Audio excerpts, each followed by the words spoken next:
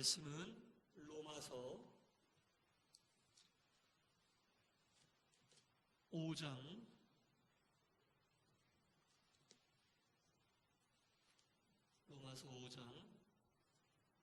7절과 8절입니다.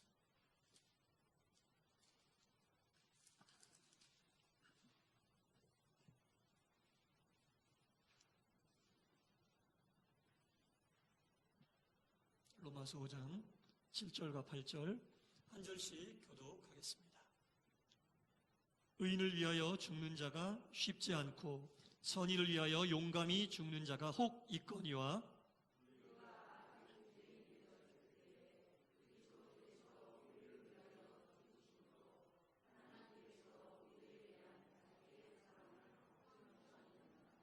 아멘.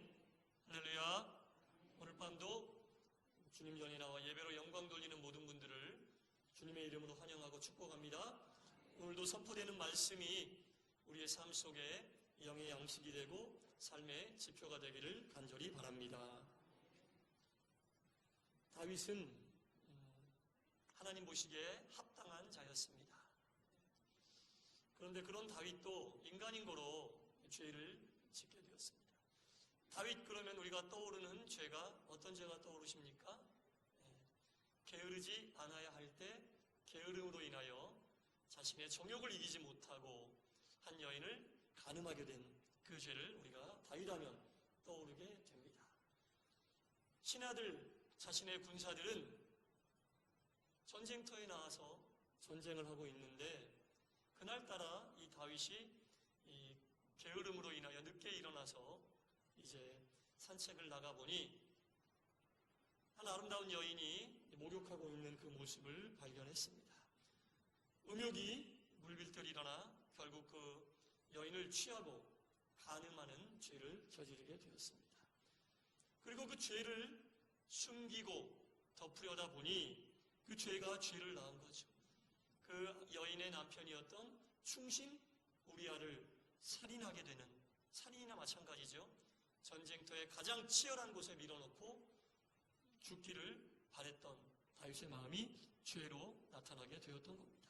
이처럼 죄는 덮고 감추려 할수록 또 다른 죄를 낳고 그 죄는 더 커지게 되는 것입니다.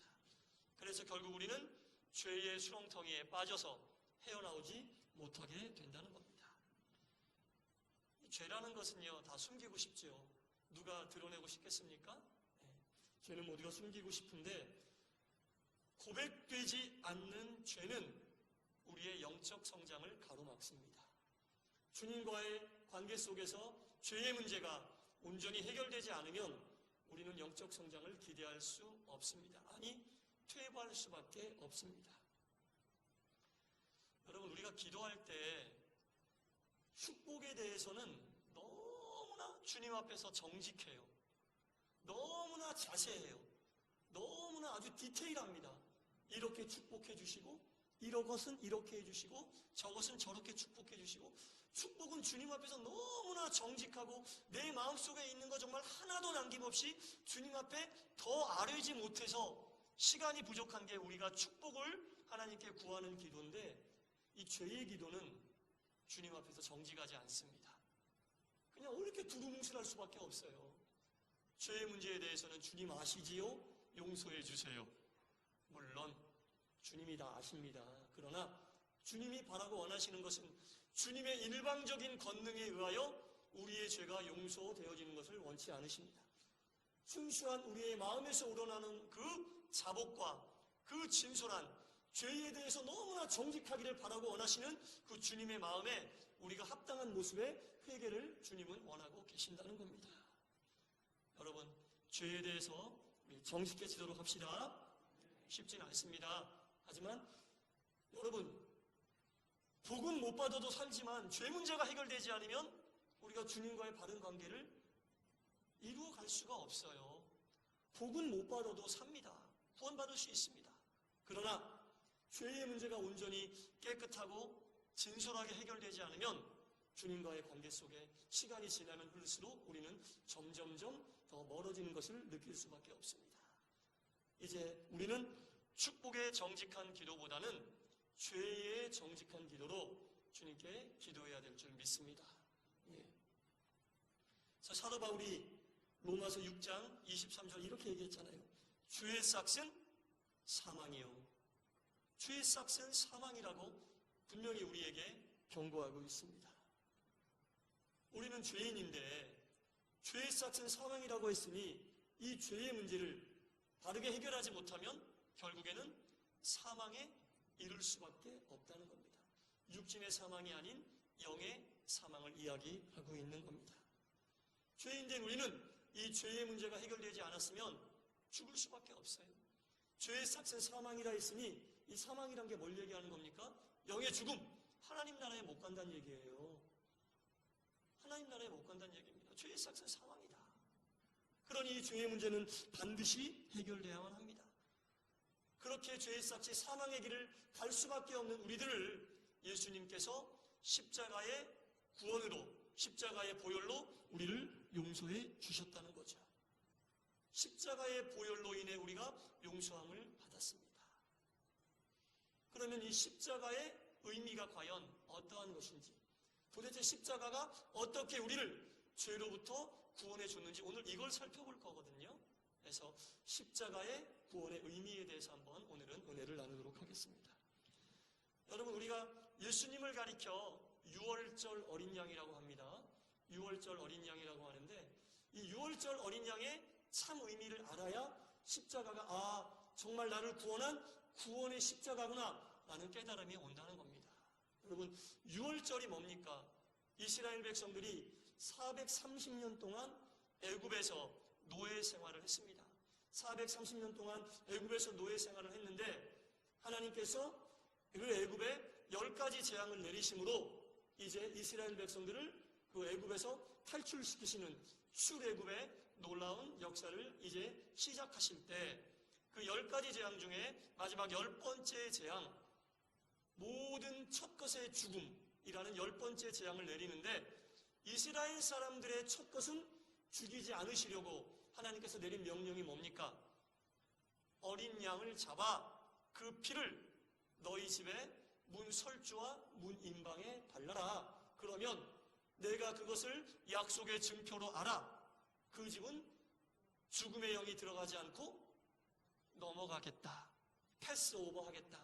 이렇게 말씀하신 거예요. 그래서 유월절, 이스라엘 민족이 애굽으로부터 탈출한 것을 기념하는 그 절기에 잡아서 문 임방과 설주에 발랐던 그 어린 양의 피가 증표가 되어 이스라엘 백성들이 죽지 않고 살아나게 되었다는 겁니다. 이처럼 예수님의 십자가에 흘리신 보혈은 우리를 살리셨으니 그 유월절 어린 양의 피가 이스라엘 민족들을 살렸던 것처럼 예수님이 십자가에 달려 돌아가셔서 흘린 그 보혈은 바로 그 유월절 어린 양의 피로 살아난 이스라엘 민족과 같이 죄로 인해 죽을 수밖에 없는 우리를 살린 유월절 어린 양의 피와 같다라는 얘기입니다. 그래서 우리가 예수님을 유월절의 어린 양이다라고 이야기하고 있습니다. 그 예수님의 피가 항상 우리의 마음에 발라져 있어야 됩니다. 할렐루야. 그래야 우리가 죄로부터 온전히 구원받고 그 죄의 문제를 해결하게 된 것입니다. 예수를 믿으면서 우리가 가장 중요하고 기초가 되고 근본적으로 생각해야 될 게 바로 이거거든요. 예수님은 나의 죄를 구원해 주신 나의 유월절의 어린 양이다. 내 신앙의 증표다. 예수님의 그 보혈의 피가 내 마음에 발라져 있으니 이제 더 이상 나는 죄인이 아니다. 나를 죽이려 하고 넘어뜨리려 하는 악의 세력들이 그 예수님의 피를 보고 나에게 오지 못하고 도망가게 될 것이다. 이 예수님의 보혈의 피에 대한 확실한 자기의 정체성과 믿음이 있어야 우리가 죄의 문제로부터 온전히 해결함 받고 해방받을 수 있다는 겁니다. 그래서 우리 예수님은 유월절 어린 양의 피다. 지금도 유대인들은 이 유월절 행사를 하려면 1년이 안 된 어린 양을 잡는다는 것으로 유월절 행사를 시작하는 거예요. 그리고 그 피를 보면서 그때 당시 하나님이 구원의 은총을 베풀어 주셨던 것들을 상기하게 된다는 겁니다. 그래서 우리가 너무나 당연하고 너무나 잘 알고 있는 내용이기 때문에 뻔하게 생각하지만 사실은 그것이 가장 중요한 거고 내가 구원받고 살아있는 증거가 된다는 겁니다. 그래서 우리 예수님의 이 6월절 어린 양의 피는 바로 이런 의미를 가지고 있다는 겁니다. 죽을 수밖에 없었던 죽음의 영조차 패스오버하게 하는, 넘어가게 하는 그 놀라운 능력이 바로 거기에 있다는 겁니다. 우리 예수님이 십자가에서 피 흘려 돌아가셨는데 우리가 잘 알다시피 그 과정이 너무 뭐라고 말씀드려야 될까요? 잔인할 정도로 처참하잖아요. 그죠? 우리가 뭐 패션 오브 크라이스트도 보고 여러 가지로 알고 있는 것처럼 그 예수님이 그 6월절 어린 양의 피를 흘리시는 과정이 너무나 처참하고 정말 잔인하기까지 합니다. 우리 예수님의 그 머리에는 그 팔레스틴 지방에서 나는 가시로 만든 관이 씌워졌거든요. 관이 씌워졌는데 그 로마의 군인들이 그 관을 씌우면서 막 눌렀죠. 그러니까 그 못보다도 더 날카로운 가시가 예수님의 머리에 박히게 되고 그로 인해 피가 흐르게 되었습니다. 그 가시가 예수님의 머리에 씌어진 이유가 뭡니까? 그 가시에 의하여 예수님 머리에서 났던 피가 뭘 이야기하고 있습니까? 우리가 살면서 생각하지 않아야 될 것들을 생각하고 머리로 지었던 모든 죄를 용서해 주시는 보혈이 바로 그 가시로 인하여 머리에서 흘러나왔다는 겁니다. 그리고 예수님의 두 손과 두 발에 못이 박혔잖아요. 그것은 또 무엇을 상징합니까? 손과 발에 못 박힘으로 인하여 흘러나왔던 그 피는 우리가 손으로 짓지 말아야 될 죄를 지은 것을 용서해 주시는 것이고, 두 발에 못이 박힌 것은 우리가 두 발로 가지 말아야 할 곳을 갔던 모든 죄를 용서해 주시는 겁니다. 물과 피를 다 쏟으시고 로마의 군인들이 예수님이 돌아가셨는지 안 돌아가셨는지 확인하기 위하여 창으로 옆구리를 찔러보잖아요. 그것은 무엇입니까? 우리의 몸으로 우리가 지은 모든 죄를 예수님께서 용서해 주셨다는 의미입니다. 이처럼 예수님은 우리의 모든 사지를 통해 지었던 모든 죄를 아주 구체적으로 아주 명확하게 용서해 주셨다는 겁니다. 그래서 우리가 머리로 죄를 지으면 또 예수님의 그 머리에 굵은 가시가 찔리고 예수님 머리에서 피가 또 흐르게 된다는 겁니다. 우리가 또 손으로 죄를 지으면 그 예수님의 손에 또 우리가 못을 받게 되는 겁니다. 우리의 두 발로 죄를 짓게 되면 예수님의 발에 또 못을 받게 되는 것입니다. 우리가 몸으로 죄를 짓게 되면 또 예수님의 몸에 창자국이 나게 된다는 겁니다. 그래서 우리가 정말로 이 예수님의 보혈의 피로 인하여 용서함을 받고 그분께 감사하고 그분을 우리의 생명주 구세주로 생각한다면 정말 우리는 머리부터 발끝까지 살아가면서 죄를 짓지 않으려는 마음을 가지고 살아야 되고, 혹도 죄를 지었다 하더라도 주님 앞에 나와서 두루뭉술하게 죄에 대해서 고백하는 것이 아니라 죄에 대해서만큼은 아주 정직하게 주님 앞에서 아주 진솔하게 내가 지었던 죄를 낱낱이 내려놓고 자복해야만 우리가 그 예수님의 우리의 구원해 주신 그 의미에 조금이라도 보답하는 삶을 살게 된다는 겁니다. 여러분, 죄의 문제는 이처럼 가벼운 게 아닙니다. 가볍게 생각하시면 안 됩니다. 여러분, 우리 주님이 그 죄를 용서해 주시기 위해 어떤 과정과 절차를 밟았는가를 생각하게 되면 우리가 이 땅 살아가면서 죄에 대해서 그렇게 가볍고 시시하게 생각해서는 안 됩니다. 우리가 영화에서도 봤듯이 그 예수님이 맞았던 채찍을 한번 생각해 보세요.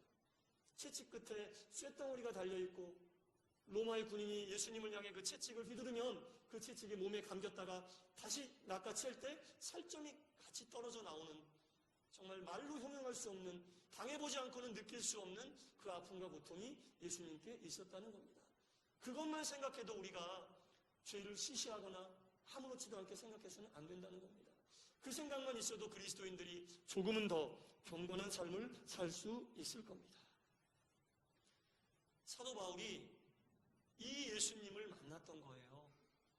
예수님에 대해서 피상적으로 알았든지 아예 몰랐다가 다메섹에서 이 예수님을 만나니 그 예수님이 날 위하여 나의 죄를 위하여 십자가에서 돌아가셨다는 이 사실을 정말 처절하게 느꼈거든요. 정말 처절하게 느끼고 나서 한 고백이 고린도후서 5장 17절이에요.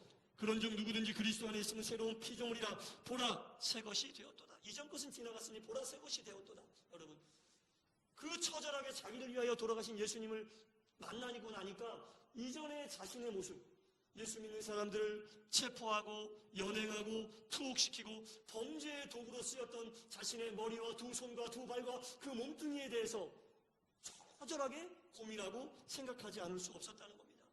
그런 나도 용서해 주셔서 이제 주님을 만나게 하시니 사도 바울이 그렇게 얘기하는 거예요. 보라, 사람들이여 내 손 좀 봐라. 이전에 죽음의 도구였던 내 손이 의의 도구가 되지 않았는가? 이전에 죽음의 도구였던 내 발이 의의 도구가 되지 않았는가? 예수 믿는 사람을 죽일 생각만 했던 이 머리가 이제 예수님을 전하는 머리가 되지 않았는가? 보라, 예전 것은 다 지나갔다, 새 것이 되었다고 사도 바울이 사람들 앞에서 그렇게 자신의 모습을 이야기하고 있는 거예요. 이 말씀이 그런 말씀입니다, 여러분. 예수를 진정으로 만난 그 악인이었던 사도 바울이 예수님의 이 처절한, 자신을 살리기 위해서 그렇게 돌아가셨던 처절한 모습, 그 예수님을 만나고 나니 이런 고백이 절로 나올 수밖에 없는 거예요. 사람들이여 나 좀 봐라. 이제 예전에 나는 죽었다. 죽음의 병기로 쓰임받던 나는 죽었다. 이제 나는 의의 병기로, 의의 도구로 주님께 쓰일 일만 남았다. 너무나 기쁜 나머지 보라라고 이야기한 겁니다. 사실 이 보라라는 말로는 부족하죠. 정말로 예수님을 처절하게 만난 다음에 그 예수님이 자신에 대해서 어떤 분인지, 어떤 일을 해주신 분인지 알고 나서 사람들 앞에 자신을 드러내는 거니 얼마나 스스로에게 감격적이고 이 보라라는 말로 자신의 마음을 표현하기에 부족했겠습니까? 이제는 사도 바울은 완전히 새 것이 되었다는 겁니다. 근데 사도 바울이 또 하나 깨달은 게 그렇게 자기 자신이 예수님을 만났던 것이 자신의 의지로 된 게 아니란 걸 알았죠. 자신의 의지도 아니고 자신의 노력도 아니고 자신이 잘나서도 아니고 자신이 착하게 잘 살아서도 아니라는 것을 확실하게 알았다는 겁니다. 그리고 나서 깨달은 바를 쓴 것이 바로 오늘 본문이에요. 사도 바울이 예수님을 만나고 변화된 자신의 모습에 대해서 보라, 이전 것은 지나갔으니 새 것이 되었도다라고 사람들 앞에서 이야기한 다음에 계속 이어서 깨달은 것이 이것은 내 의와 내 잘남과 내가 가지고 있던 어떤 것을 통해서 된 것이 아니란 것을 깨닫고 바로 깨달아 쓴 것이 바로 오늘 본문이란 겁니다. 의인을 위하여 죽는 자가 쉽지 않고, 여러분, 쉽지 않다는 얘기는 어렵다는 얘기거든요. 이런 일은 거의 있을 수 없다는 얘기입니다. 의인을 위하여 죽어주는 사람이 없어요. 여러분 생각을 해보세요. 사람들이 다 모여 있는데 같이 죽을 수밖에 없는 상황이 됐어요. 그러면 대부분의 사람들이 한 의인을 위해서 죽겠다고 나서지 않습니다. 의인 보고 대신 죽어달라고 그러죠. 그렇지 않겠어요? 당신은 의인이니 우리를 위해서 대신 좀 죽여주셔. 이렇게 의인에게 부탁을 해서 의인을 죽음의 공지로 몰지 내가 저 의인을 위해서 죽겠습니다. 그렇게 얘기할 사람 없습니다, 여러분. 그래서 의인을 위하여 죽는 자가 쉽지 않다는 얘기는 어렵다는 얘기입니다. 그리고 이어서 선인을 위하여 용감히 죽는 자가 혹 있거니와, 여기서 선인이라고 이야기하는 것은 이제 착한 사람이라고 우리가 문자대로 보면 그런데 원어의 뜻에 가깝게 해석을 해보면 선량하고 순진무구한 사람이다라는 뜻이에요. 선인이라는 것은 선량하고 순진한 사람, 마치 어린아이와 같은 사람을 이야기하는 거예요. 어린이라고 생각하면 딱 맞습니다, 여러분. 그 어린이를 위하여 용감히 죽는 자, 이 용감이란 것도 언어에 가깝게 우리가 뜻을 보면 생각 없이 일을 할 때 나오는 그런 감정을 얘기하는 거예요. 좀 무모하다 싶은 그런 마음에 가까운 마음이거든요. 이런 식인 거죠. 그 옛날에 그런 일을 많이 들지 않습니까? 철길에서 누가 놀고 있어요? 어린아이가 놀고 있잖아요. 근데 저쪽에서 뭐가 와요? 기차가 오는 거죠. 근데 아이는 기차 소리를 듣지 못하고 노는데 정신이 팔려서 계속 노는데 기차가 거의 가까이 왔을 때 그 길을 지나가던 한 청년이 있었는데 기차를 보고 그 어린아이를 보니 생각할 겨를도 없이 본능적으로 그 아이를 밀쳐내고 자신이 기차에 치여서 죽는 이런 상황. 순진무구한 어린이를 위하여 이런 식으로 본능에 가까운 행동을 통해 죽는 사람이, 대신 죽는 사람이 혹은 있을 수 있지만, 있을 수 있지 않겠어요? 살다 보면. 근데 이 청년이 생각을 하면은 이런 일을 할 수가 없어요. 기차가 오고 있는데 내가 저 아이를 살릴까? 내가 저 아이를 살리려면은 어느 정도의 속도로 가서 저 아이를 밀쳐내고 뒤로 빠져야 나도 살 텐데, 이런 생각이 없어요. 거의 본능에 가깝게 순진무구한 어린아이를 구하기 위해서 그냥 달려들어서 그 아이를 살리고 자신은 간혹 죽는 경우도 혹은 있을 수 있다라는 겁니다. 이처럼 의인을 위하여는 죽는 사람이 없고 선인을 위하여는 간혹 이렇게 죽는 사람이 있다. 그런 얘기죠. 그런데 이제 정말 중요한 것은 의인도 아니고 선인도 아니고 뭡니까? 죄인이 등장합니다. 우리가 아직 죄인 되었을 때에 우리는 의인도 아닙니다, 여러분. 선인도 아닙니다. 죄인입니다. 누구 하나 우리를 위하여 대신 죽어줄 사람이 없는 죄인인데, 우리가 아직 죄인 되었을 때에 그리스도께서 우리를 위하여 죽으심으로, 그리스도께서 우리를 위하여, 아무도 우리를 위하여 죽어주지 않아. 우린 죄인이기 때문에 마땅히 우리가 죽어야 마땅한 죄인인데, 그리스도 예수께서 우리를 위하여 죽으심으로 우리를 사랑하시는 그 마음을 확실히 보여주는 증거로 삼았다라는 얘기입니다, 여러분. 우리가 하나님 앞에서 하루에 하나씩만 죄를 지어도 한 달이면 30번, 1년이면 365번의 죄를 짓는데 우리가 하루에 한 개밖에 죄를 짓지 않겠습니까? 그렇게 죄를 짓는 죄인을 누가 대신 그 사람을 위해서 죽어주겠습니까? 우리 같은 죄인을 위해 예수님께서 그럼에도 불구하고 은혜를 베풀어 주셔서 패스오버 해 주셨다는 얘기입니다. 이것이 바로 십자가의 도라는 겁니다. 이것이 바로 우리가 기억해야 할 유월절 어린 양인 예수 그리스도께서 우리에게 보여주신 당신 사랑의 확실한 증거라는 겁니다. 우리는 이 사랑으로 살아가고 있습니다. 그런데 이 사랑으로 살아가고 있는 우리가 그렇게 어려운 과정을 통해 용서받았는데 또 그 죄를 아무런 생각 없이 의식 없이 반복하고 짓고 산다고 생각해 보면 우리를 사랑하신 주님께서 얼마나 안타까워하시고 얼마나 안쓰러워하시겠습니까? 당신이 또 받을 고통 때문에 안타까워하시는 게 아니라 그렇게밖에 살 수 없는 우리를 보고 안타까워하신다는 거죠. 어쩔 수 없이 죄를 지을 수밖에 없으면 바로 깨닫고 자복할 때마다 주 앞에 나와 축복에 대해 정직한 것이 아니라 죄에 대해 정직한 기도로 주님 앞에 자복하기를 원하고 계신다는 겁니다. 그런 마음을 가지고 있는 것이 우리를 죽기까지 사랑해 주신 주님의 마음에 요만큼이라도 우리의 사랑을 보여드리는 거예요. 기도할 때마다 주님 사랑합니다, 사랑합니다 말로 하는 게 아니라 죄에 대해서 그렇게 싫어하셔서, 얼마나 싫어하셨으면 당신의 목숨까지 내버려 가면서 그 죄를 물리쳐 주셨겠어요. 그렇게 싫어하시는 죄를 우리가 아무 생각 없이 또 짓고 산다면 그 마음이 얼마나 정말로 안타깝고 답답하시겠어요. 어쩔 수 없이 죄를 짓는다면 바로 주님 앞에 나와 정직하고 진솔하게 죄에 대해서 자복하는 모습을 주님은 원하고 계신다는 겁니다. 그러한 우리가 모습을 보일 때가 정말 우리가 새로운 삶을 살기를 다짐하고 결단하는 순간이라는 거예요. 새로운 삶을 사는 것을 다짐하고 결단한다는 게 뭡니까? 주님, 내가 오늘부터 새롭게 살겠습니다. 나를 좀 도와주십시오. 그게 아니라 주님이 가장 싫어하시는 것을 안 하고, 가장 싫어하시는 것을 안 하고, 여러분 좋아하는 것을 하는 것보다는 싫어하는 것을 안 하는 게 더, 싫어하는 것을 안 하는 게 더, 플러스 점수는 없지만 싫어하는 것을 안 하는 게 더 우리 주님이 보시기에 더 좋아하실 것 같아요. 축복은 받지 않아도 살지만 죄 문제는 해결 안 받지 않으면 주님과의 관계가 점점점 멀어진다고 제가 말씀드렸습니다.